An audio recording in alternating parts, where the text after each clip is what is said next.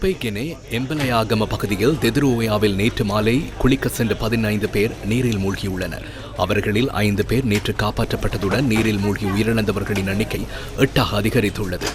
உயிரிழந்தவர்களில் ஒரே குடும்பத்தைச் சேர்ந்த 5, கடவத்தைச் சேர்ந்த 2, ஹெட்டிப்போல பகுதியைச் சேர்ந்த 1 அடங்குவதாக எமது செய்தியாளர் தெரிவித்தார். நீரில் மூழ்கியதில் மீட்கப்பட்ட ஒருவர் நிக்கவரட்டி ஆதார வைத்தியசாலையில் தீவிர சிகிச்சை பிரிவில் சிகிச்சை பெற்று வருவதாக போலீசார் தெரிவித்தனர். காணாமற் போனவர்கள் கடற்படையின் சுழியோடி பிரிவினரால் முன்னெடுக்கப்பட்ட தொடர்ச்சியான தேடுதல் நடவடிக்கைகளின் மூலம் கண்டெடுக்கப்பட்டனர்.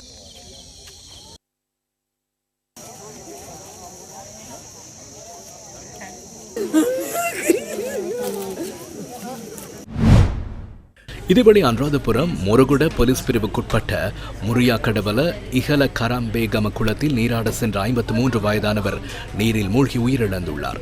மேலும் சிலருடன் குளத்தில் நீராட சென்ற போதே குறித்த நபர் இந்த அனர்த்தத்துக்குள்ளாகியுள்ளார். அவருடன் சென்றவர்கள் நீரில் மூழ்கியவரை மீட்டு யக்கல ஹூருலுவெவ வைத்தியசாலையில் அனுமதித்த போதிலும் அவரை காப்பாற்ற முடியவில்லை. கலைன் பிந்துனுவெவ யக்கல முகுடவெவ பகுதியைச் சேர்ந்தவரை இவ்வாறு உயிரிழந்துள்ளார்.